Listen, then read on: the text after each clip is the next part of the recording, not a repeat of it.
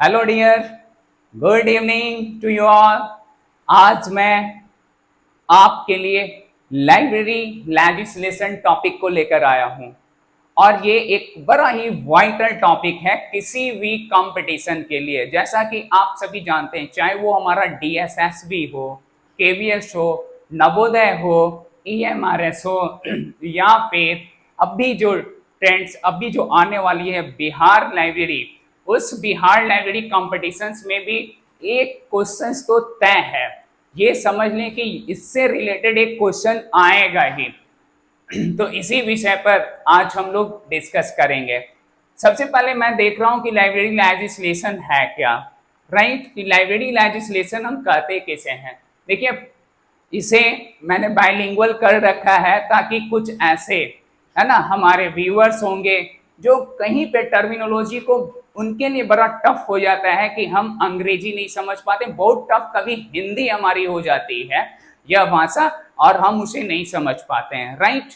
अब देखें, यहाँ पे ये बता रहा है कि पुस्तकालय अधिनियम उन कानूनी प्रावधानों को कहते हैं जिन्हें सरकार द्वारा सार्वजनिक पुस्तकालय प्रणाली की स्थापना, संगठन, वित्त पोषण और प्रबंधन के लिए लागू किया जाता है। यानी ये जो है पब्लिक लाइब्रेरी के लिए गवर्नमेंट के द्वारा, चाहे वो हमारा स्टेट गवर्नमेंट हो या सेंट्रल गवर्नमेंट हो, उसके द्वारा जो है किस चीज के लिए वो जो है करती है, ऑर्गेनाइज और fund and manage public library system. यानी पब्लिक लाइब्रेरी सिस्टम को मैनेज करने के लिए जो फंडिंग करती है वही है ना, इस तरह की जो नियम बनाई गई है ना, या ये एक नियम लागू किया गया, प्रावधान किया गया, वही हमारा क्या है, पुस्तकालय अधिनियम यानी लाइब्रेरी लेजिस्लेशन। बड़ा ही सिंपल ना। अब हम देखते हैं कि भारत में पुस्तकालय अधिनियम है ना का इतिहास, इसके इतिहास की तरफ चलें तो यह भी एक क्वेश्चन हमारा हो सकता है कि कब से है हमारे भारतवर्ष में, हमारे देश में।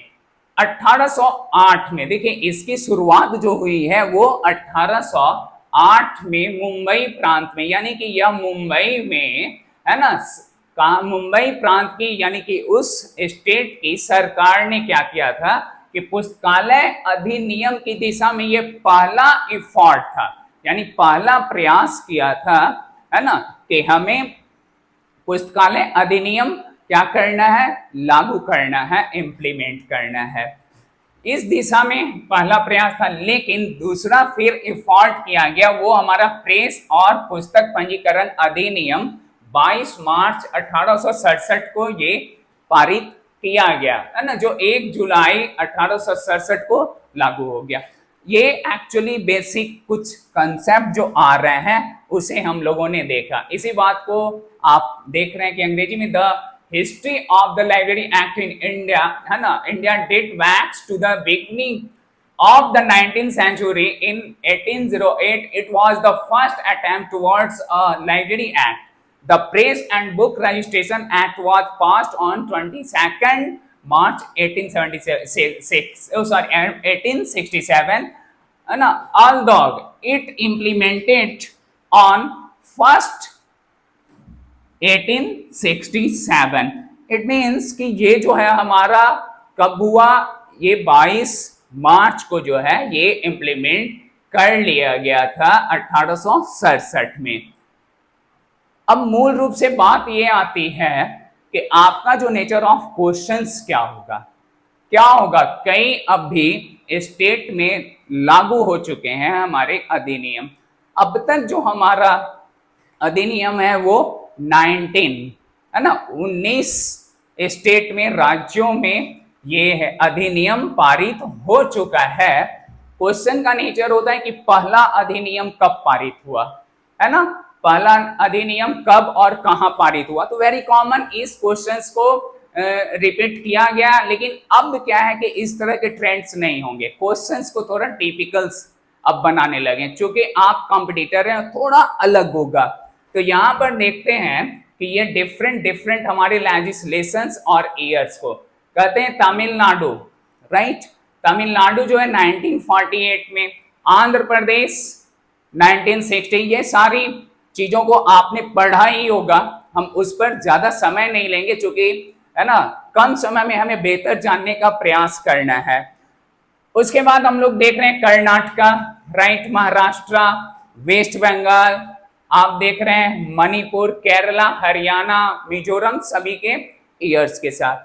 ये आपका क्या है, इस तरह से हम लोग देख रहे हैं कि ये 19 मतलब जो है लेजिस्लेशंस को पारित, 19 लेजिस्लेशन स्टेट्स में पारित किए गए।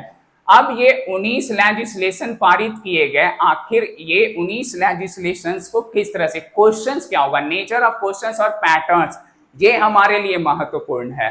तो अगर ऐसा हम देखें तो हमारे क्वेश्चन जो अब तक आते रहे हैं, या उसमें मैचिंग के लिए वो दे देते हैं कि आप यह बताएं कि, है ना, जैसे कि उत्तराखंड पब्लिक लाइब्रेरी एक्ट जो है वो कब, यानी लेजिस्लेशन जो है वो कब पारित हुआ, बिहार लाइब्रेरी लेजिस्लेशन वो कब पारित हुआ, या फिर हरियाणा, है ना, लाइब्रेरी लेजिस्लेशन वो किस ईयर में पारित हुआ। ये एक ट्रेंड है। पहला तो ये क्वेश्चन का ट्रेंड है।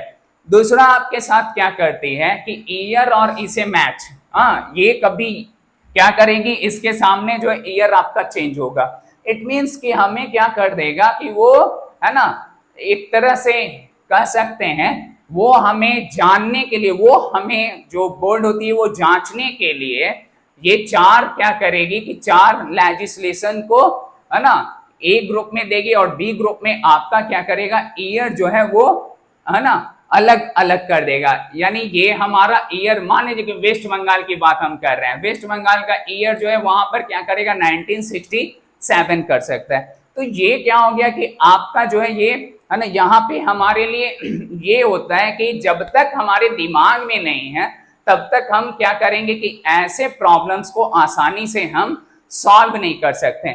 लेकिन यह तो डेफिनेट है, यह तय है कि लेजिस्लेशन से एक नहीं दो क्वेश्चंस होंगे, है ना, इसमें ये बहुत ही महत्वपूर्ण होता है। अब रही बात कि यहाँ लेजिस्लेशन 19 लेजिस्लेशन है, कभी हमारे पास ये भी दिमाग में बात आ सकती है कि कुछ याद ना रहे, इतने लेजिस्लेशंस को याद हम कैसे अपनी मेमोरी में रखेंगे, वहां हमारे साथ क्या होगा, इसके लिए हमें बहुत, है ना, तरीके को अपनाना होता है। हम रटते हैं, यानी रेगुलर हम उस पर प्रैक्टिसेस करते हैं। आप उसे कुछ स्मार्ट तरीके से आप क्या कर सकते हैं कि अपनी मेमोरी में रख सकते हैं, खेल खेल में आप इस चीज को अपनाकर। तो लेट्स सी, अगर मान लिया जाए कि, है ना, हमें 19 लेजिस्लेशन एक बार याद करने में तो सहूलियत ना हो, या हमारे दिमाग में वो बातें नहीं आ पाती है, हम क्या करते हैं इस चीज को मिस कर पाते हैं, तो कुछ ऐसा खेल हम लोग खेल सकते हैं, है ना। और वो हमारा क्या होगा, देखें कि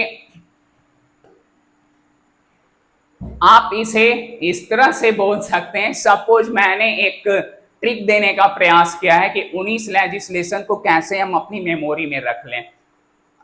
एक छोटा सा ट्रिक है, और वो ट्रिक क्या है, जैसे मैं आपसे कहूँ ना, ताक मत वरना उलट कर मारूंगा। जस्ट यू लुक हियर कि हम टी लिखते हैं ना, टी ए के मत, एम से ताक मत, टी ए के हुआ ना, ताक मत, वरना डब्ल्यू से वरना उलट कर मारूंगा, देन ये भी हमारा क्या हो गया, उलट गया।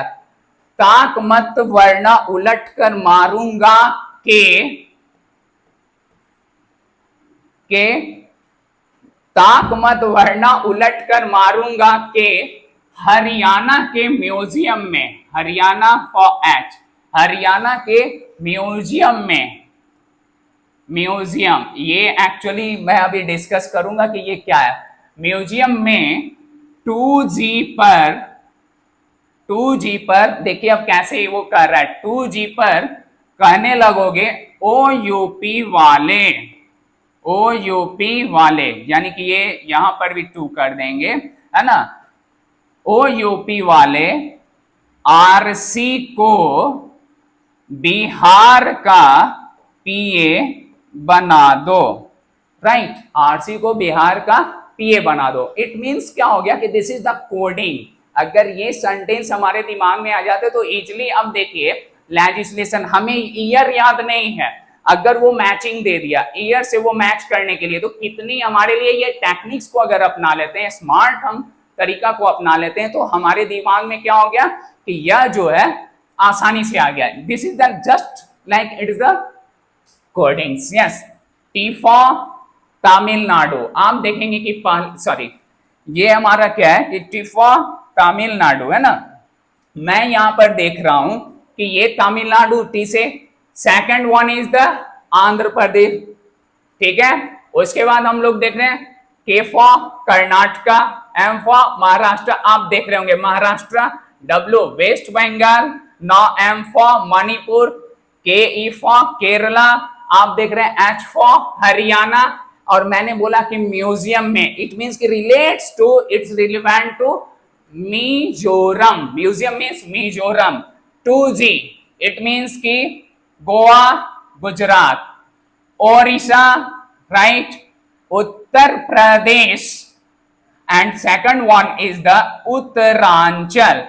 Now A for yes Rajasthan, C for Chhattisgarh, B for Bihar and P for Pondicherry, A for Arunachal Pradesh. It means कि कितना इजियर, हम अगर ये सिर्फ कह दें कि यस ताक मत, कोई पड़ोसी देश हमें क्या करता है ना दिखा रहा है, तो जस्ट हमारे दिमाग में ताक मत वरना उलट कर मारूंगा कि हरियाणा के म्यूजियम में 2G पर बोलोगे ओ यूपी वाले, है ना, आरसी को बिहार का पीए बना दो। तो हमें लगता है कि this trick is helpful for you. So thank you so much. इसके साथ मैं यहीं पे ये स्टॉप करता हूं, आपके लिए संभवतः आसान हो जाएगा लेजिस्लेशन। तो थैंक यू।